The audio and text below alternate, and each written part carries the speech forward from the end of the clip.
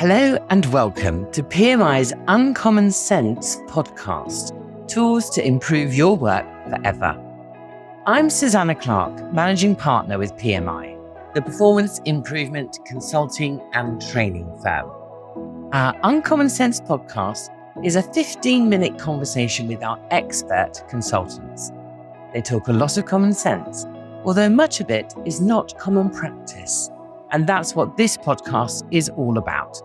We want you to be inspired to improve your business through learning more about the tools which can help you succeed and grow. So today I'm joined by Mark Allison, Senior Consultant with PMI. It's great to have you with me today, Mark. Thank you for joining me. Not a problem, Suze. It's nice to see you, and I'm excited to be here. Yeah, thank you. And Mark and I have been talking a lot about teams, power of people, and that's what really caused us to say, let's record some of these podcast episodes around this. So the topic we're going to cover this time is on the most effective way to onboard the team. Now, I think that's really interesting because we're all familiar with onboarding new starters, but perhaps onboarding a team, maybe we don't necessarily pay enough attention to.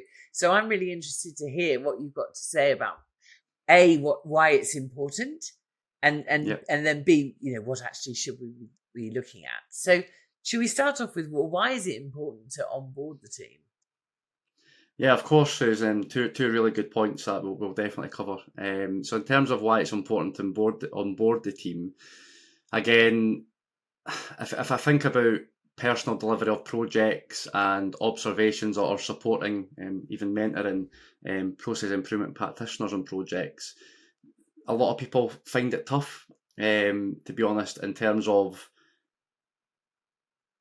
do they need a team first and foremost, or should they be doing this on their own?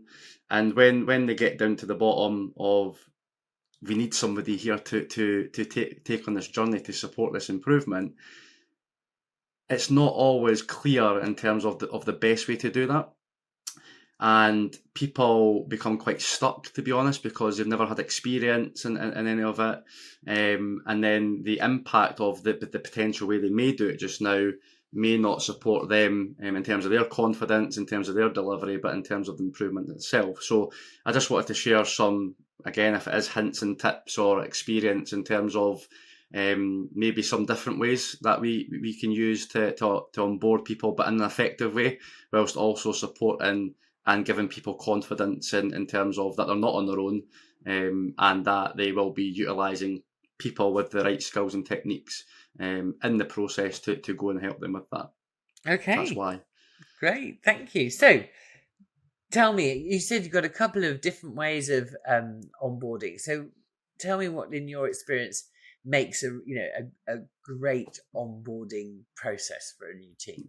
Yeah, of course. I think for me, first and foremost, because I call it contracting. Yeah, so again, straight away up front, it's all fresh in the moment, whether it be face to face, whether it be over a Teams call, a Google Meet, whatever functionality that organisations use, is get that in the diary. So by this point, you would have already identified who you wanted on your team and how many people are going to be there. So getting a call in the diary or a face-to-face meeting, I think, is super important. I think when you're in that meeting, the most effective way to do that is clarity. I think clarity for everybody is key. So being as clear as possible on what it is you're trying to accomplish, in terms of the improvement first and foremost, but what it is you're trying to accomplish as that team. So I think if you have I think about preparation, like I think the saying is, if you fail to prepare to fail. That is one of the sayings. I don't know, is it the Scouts or something like that I've heard in the past, but again, it is true. So I think preparation is key to then the delivery of that onboarding meeting with the right people, making sure that you set an agenda in terms of what you're going to discuss, make sure that the timing of the meeting is of the right amount of time. So again, I wouldn't be sitting down for hours and trying to onboard the team, because again, people might quite suddenly get bored or a bit kind of fed up. So keep it to, I'd probably say, 30 minutes to 45 minutes max, to be honest. And for me, it's again being clear on what's in it for me, as in the project lead, what's in it for you in terms of the the people on the team, sorry, and then what's in it for us. Okay. Yeah, so I think a lot of people miss that, Suze, to be honest. I think a lot of people think about themselves, think about what they're going to do, but we don't really contract and think, well, what's in it for us, and how are we gonna work together pretty much and be effective. Okay. And presumably by this time there's likely to be a charter in place, isn't there? And so how much a fan are you of issuing some of those things in advance to people to read? Because sometimes people do that as what they think is best practice. And then sometimes people feel, gosh, if they read it without my voice or without me explaining why we've chosen some of these measures or goals, might people get the wrong idea? I wonder what your thinking was about this.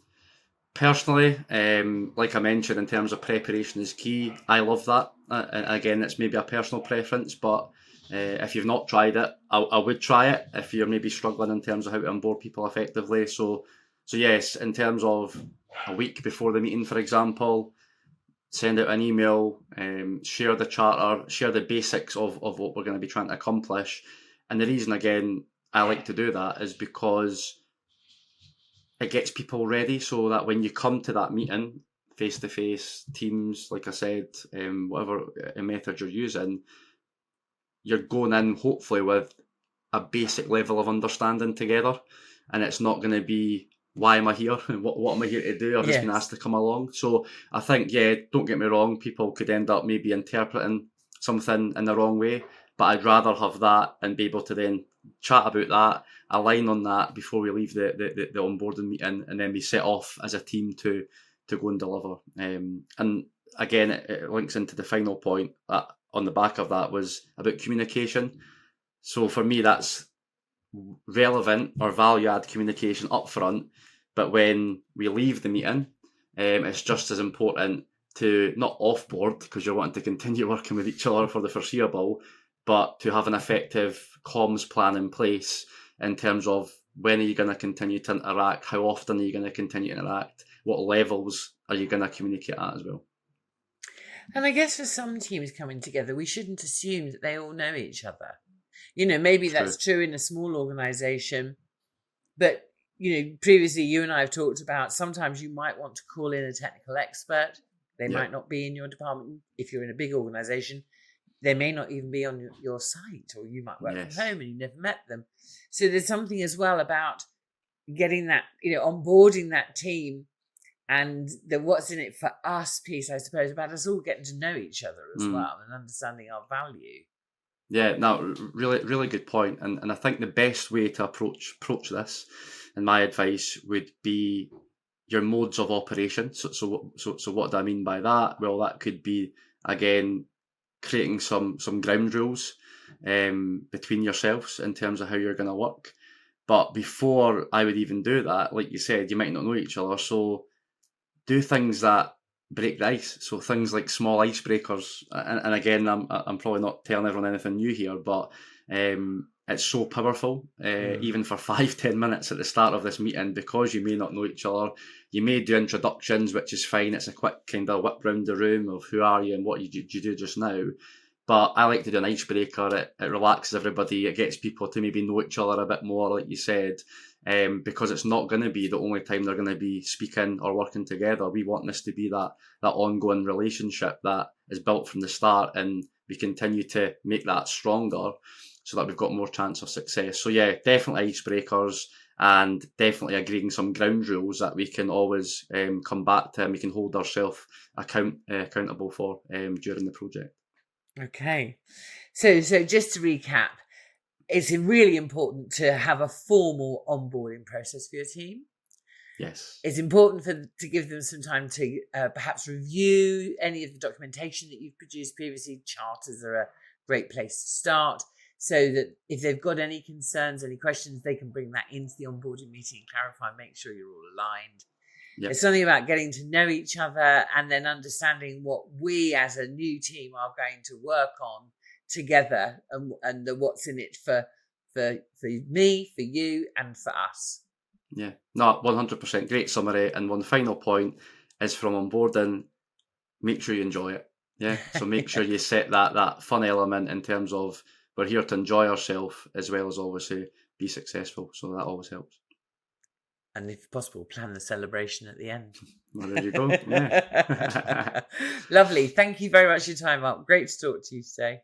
No problem, Suze. Thank you. Thank you so much for joining us. You can find more episodes of our Uncommon Sense Tools to Improve Your Work Forever in our Knowledge Hub on our website, or, of course, your favourite podcast platform. And do subscribe so you never miss an episode. Don't forget to check out the show notes for this episode, where you'll find links to more content on this topic, which includes webinar recordings, toolbox guides, blogs, and infographics, and our training page. You can always drop us a line on team@pmi.co.uk and arrange a time to have a call to talk about how these tools can help you in your organisation. We'd really love to hear from you.